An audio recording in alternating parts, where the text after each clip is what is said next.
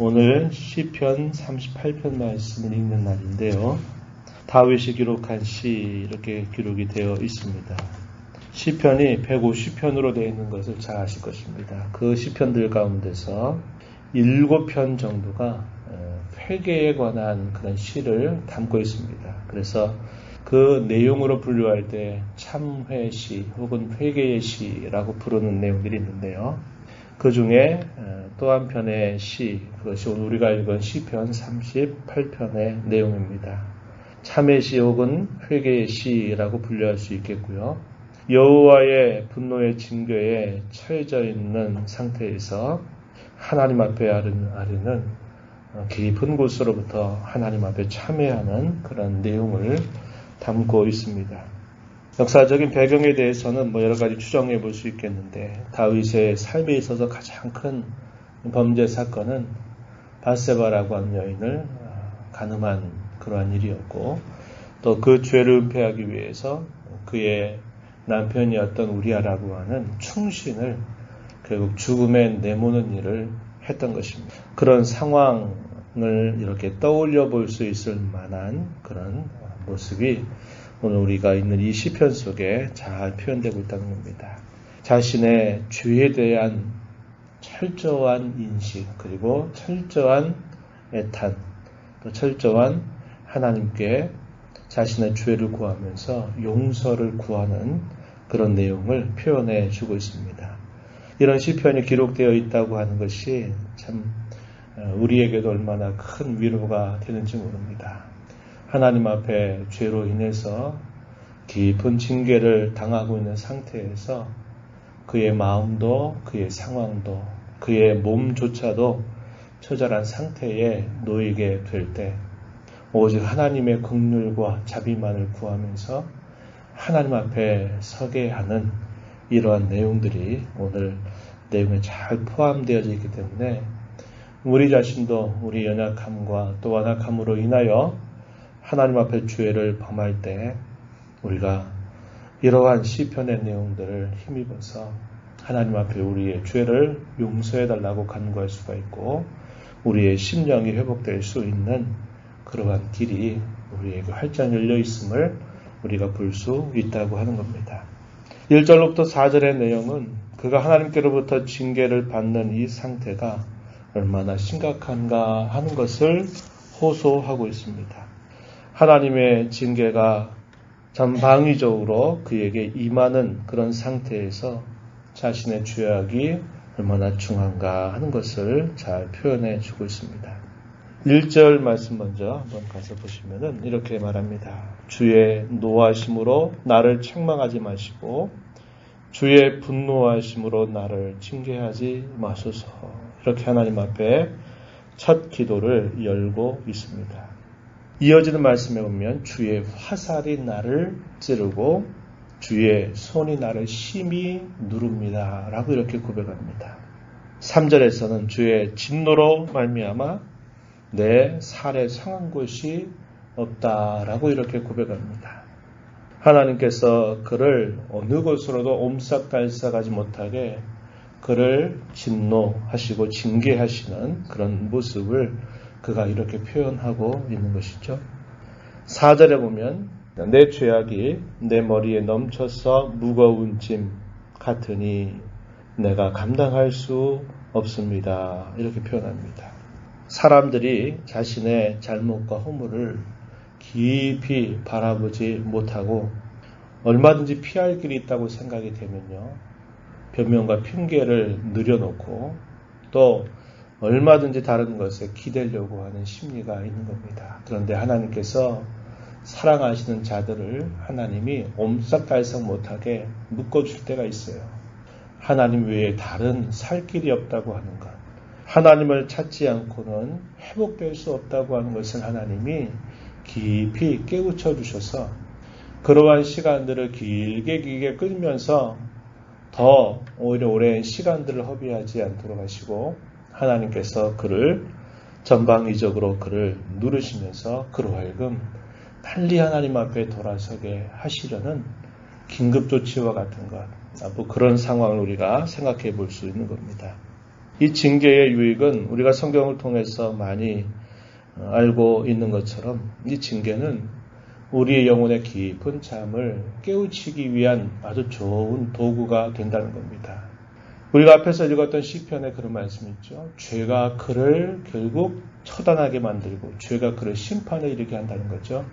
죄를 그대로 품고 있고 그 죄를 그대로 해결하지 않고 그 죄를 오래도록 마음에 간직하면 간직할수록 그 죄가 그를 결국 더 큰 어둠과 사망의 벼랑 끝으로 몰고 간다는 것을 우리가 앞에서 읽은 바 있습니다. 그래서 하나님은 그 죄를 빨리 벗어나게 하시려고, 그 죄가 그를 삼키지 못하게 하시려고, 또한 한편으로는 하나님께서 최종적인 그의 심판대 앞에서 결국 죄로 인하여 형벌을 받지 않게 하시려고 하나님은 그의 사랑하는 자녀들을 징계하신다고 하는 겁니다. 그래서 빨리 깨어나게 하시고 빨리 그 죄로부터 벗어나게 하시고 하나님 앞에 빨리 돌아서게 하시려고 하는 이런 뜻을 가지고 하나님께서 징계를 내리신다고 하는 겁니다. 그러나 우리가 앞에서 읽었던 말씀처럼 이 하나님의 징계는 우리 인생 가운데서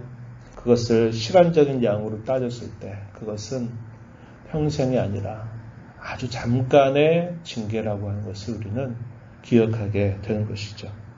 이어지는 계속된 말씀 속에서 징계의 고통에 대해서 시인은 호소하고 있습니다.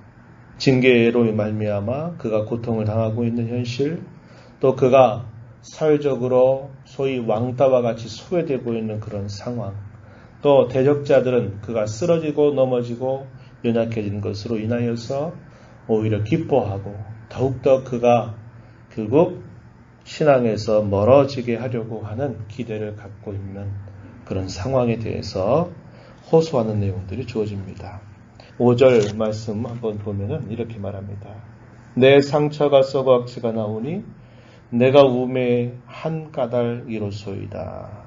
자신의 상처가 썩어 악취가 난다. 또 10절 가서 보면은 심장이 뛰고 기력이 쇠하여 눈의 빛도 자신을 떠났다 이렇게 고백합니다. 이러한 내용들은 그가 당한 그 징계로 인하여 그의 건강의 상태마저도 상당히 안 좋은 그런 상황에 처해졌다는 것을 그가 하나님 앞에 호소하고 있는 겁니다.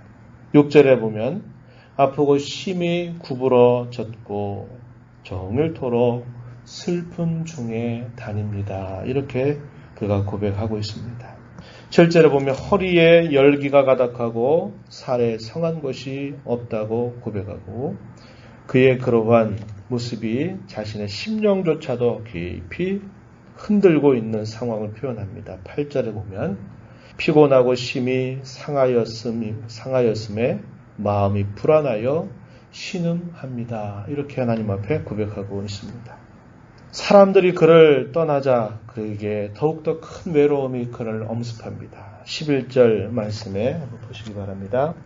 내가 사랑하는 자, 내 친구들이 내 상처를 멀리하고 내 친척들마저도 멀리 섰나이다. 이렇게 말합니다. 하나님께서는 그를 그야말로 궁지에 몰아넣어서 그 모든 가까운 사람들로부터도 철저하게 외면당하도록 이끄시는 거죠. 그의 편에서 봤을 때는 평상시에는 가까이 하던 그 사람마저도 그가 그런 일을 당하게 되니까 결국 돌아서는 그런 깊은 절망감을 느끼고 있다는 것을 우리에게 보여주고 있습니다. 그래서 사람들이 자신을 떠나고 있는 그런 상황들을 말하고 대적들은 이번이 기회다 이런 마음을 갖고 이 시인이 쓰러져 버리기를 더 도모하는 자세를 나타내고 있습니다. 12절 말씀 보면 이렇게 말합니다. 내 생명을 찾는 자가 울물을 놓고 나를 해하려는 자가 괴악한 일을 말하며 종일토록 음모를 꾸민다 이렇게 말합니다. 자신은 어떠한 말로 응수할 만한 그런 힘조차 그에게는 없다라는 사실을 표현하고 있습니다. 14절 보면요. 나는 듣지 못하는 자 같아서 내 입에는 반박할 말이 없나이다. 이렇게 표현하고 있습니다. 그래서 그가 이 징계로 인해서 그의 마음과 또 육체와 또 그가 사회적으로 당하는 깊은 소외감 이런 것들이 전방위적으로 그를 고통스럽게 하고 있는 상황이 이 내용을 통해서 표현되고 있다는 것이죠. 그리고 자신의 모든 죄를 용서해 주시고 구원해 달라는 간구를 하나님 앞에 간곡하게 올리고 있습니다. 15절부터 22절 내용에서 볼 수 있겠는데요. 15절에 내가 주를 바랐다 이렇게 표현하고 하나님을 향해서 나의 구원의 하나님이시다 이런 표현을 사용합니다. 22절 보면은 이렇게 표현하죠. 주 나의 구원이시여. 하나님만이 자신을 건져주실 수 있는 유일한 분이시다라는 사실을 호소하면서 내가 주님을 바랍니다. 이렇게 표현했고요. 18절 가서 보면은 이렇게 말합니다. 내 죄악을 아뢰고 내 죄를 슬퍼함이니이다. 이렇게 표현했습니다. 자신의 죄악을 아뢰고 죄를 슬퍼하는 그런 고백을 하나님 앞에 드리면서 여호와 하나님 자신을 멀리하지 마옵소서. 나를 버리지 마옵소서. 이렇게 간곡하게 하나님 앞에 기도를 올리고 있습니다. 21절에 보니까 여호와의 나를 버리지 마소서. 나의 하나님이여 나를 멀리하지 마소서. 이렇게 간구하면서 자신의 처절한 그런 상태로부터 건져주실 것을 기도합니다. 자신이 지은 모든 죄에 대해서는 하나님께서 용서해 주시기를 간구하고 자신을 향해서 끊임없이 대적하는 대적자들을 향해서는 그들의 손길로부터 건져주실 것을 하나님 앞에 간곡하게 아뢰는 것을 보여주고 있다는 겁니다. 이러한 내용들을 다윗이 하나님 앞에 고백하고 있는 것이죠. 우리가 살펴보지만 그렇습니다. 이 세상의 그런 삶의 원리나 이 세상의 법정이나 이런 데서는 어떻게 하든지 사실과 상관없이 자신의 잘못 좀마저도 숨겨지기를 바라고 은폐하려고 하는 일들이 끊임없이 지속이 됩니다. 그러나 그것은 그때뿐일 것입니다. 하나님의 최종적인 심판대 앞에서 결국 모든 것들이 다 드러나게 되고 말 것이라는 거죠. 그러나 우리 하나님의 사람들은 우리가 죄를 품고 있으면 죄를 품고 있는 것만큼 우리에게 아무런 유익이 되지 못한다는 것을 우리는 깨닫고 매일매일 살아가는 삶 속에서 크고 작은 우리의 죄와 허물들과 연약함이 있을 때마다 하나님 앞에 늘 아뢰고 우리를 향하신 그분의 변함없는 은총을 기대하고 죄의 용서를 비는 자세를 갖고 그 죄로부터 끊임없이 벗어나기를 힘쓰는 삶을 살아야 된다는 것을 우리에게 잘 가르쳐 줍니다. 다윗은 하나님 앞에 자신이 받는 이 징계는 자기의 죄로 말미암아 받는 징계다라는 사실을 알고 그는 어떠한 것들에 대하여 핑계하거나 피하려고 하거나 숨기려고 하는 자세를 갖지 않습니다. 자신의 죄로 인하여 하나님께서 자신을 이렇게 자신을 짓누르고 계시다는 것을 깨달은 그는 오직 하나님 앞에 자신의 죄를 아뢰고 죄의 용서를 구하는 자세를 갖는 것입니다. 이것이 우리 성도에게 가장 바르게 사는 길이다 하는 것을 우리는 꼭 배워야 합니다. 우리의 죄에 대하여 감각이 무뎌지고 그 죄에 대하여 우리가 별스런 생각을 갖지 않고 그저 습관적으로 하나님 앞에 우리의 잘못을 용서해달라고 말하는 것은 우리의 영혼에 깊은 병이 들어있다고 하는 것을 그대로 보여주는 것이 될 겁니다. 하나님께서 저와 여러분을 이 죄와 진토와 파멸로부터 건져주신 이 귀한 은혜와 사랑을 우리에게 주셨으니 우리가 그런 하나님의 은혜를 기억하면서 죄 가운데 살지 않도록 죄를 지을 때마다 그 죄의 용서를 하나님 앞에 진실하게 아뢰면서 용서를 구하고 그 죄를 오래도록 품지 않고 그 죄를 빨리 벗어버리는 그런 신앙의 자세를 날마다 주님 앞에 잘 걸어간다면 주님 우리의 삶을 참으로 복되게 해주실 것입니다. 그런 하나님의 은혜를 날마다 경험하면서 주 앞에 늘 순전한 자로 살아가는 우리 모두가 되기를 진심으로 바랍니다. 하나님 아버지 감사합니다. 이 새벽 시간에도 저희들을 불러주셔서 아버지 하나님 또 귀한 말씀을 통하여 저희들 자신들을 향하신 교훈을 함께 나누게 해주셔서 감사합니다. 하나님 앞에서 죄를 품고 있는 것, 그 죄를 여전히 해결하지 않고 가지고 있는 것이 우리에게 아무런 유익이 되지 못함을 저희가 잘 기억하게 하여 주셔서 저희들이 하나님 앞에 연약함 때문에 때때로 저희들이 무지몽매해서 범하는 그런 모든 죄들이 있을 때마다 저희들의 양심의 문을 두드리시는 성령의 음성을 언제나 듣고 주의 말씀에 귀를 기울임으로 말미암아 그러한 죄악을 품고 사는 자들이 되지 않게 하여 주시고 우리에게 언제나 용서와 또 사죄의 은총을 베풀어 주시고자 기다리시는 하나님 앞에 저희들의 마음을 늘 아뢰고 저희들이 죄로부터 정결하고 또 거룩한 삶을 살아가는 복된 성도들이 다 되게 하여 주시옵소서. 아버지의 은혜를 바라고 주 앞에 나온 모든 심령들을 용납하시고 간구의 귀를 기울여 주시고 또 기도 가운데 주의 음성을 듣는 귀한 시간 되도록 인도하여 주옵소서. 예수님 이름으로 기도드리옵나이다. 아멘.